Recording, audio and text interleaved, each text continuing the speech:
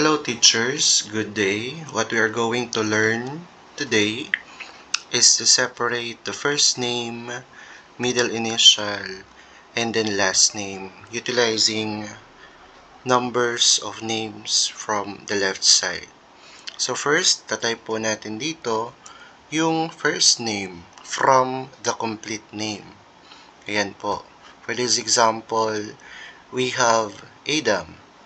And then middle initial, letter J. Last name will be Thompson. Okay. After inputting the first name, the middle initial, and then the last name of the first person on the list, you're going to click just below Adam and you have to press Ctrl E. As you can see, you have already copied all the first names, and do the same for the middle initial just below the letter J. Ctrl E. You have already copied it from the top to the bottom. And of course, another thing is the last name. Last name from Thompson, you have to press Ctrl E. So as what you can see, you have already separated the first name, the middle initial, and then the last name. Now how about if you are going to combine from the complete name going to the format of the last name, first name, and then the middle initial?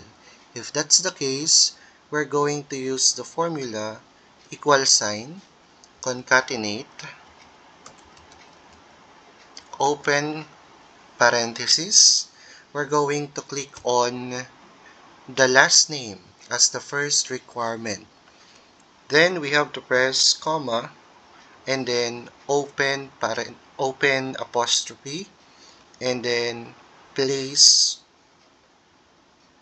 space and then close apostrophe comma and then followed by the first name as the second requirement. Do the same, comma, open apostrophe space, close apostrophe comma, and then of course the middle initial, and then close parenthesis. What you can see here is that you have already been given a result of Thompson, Adam, J.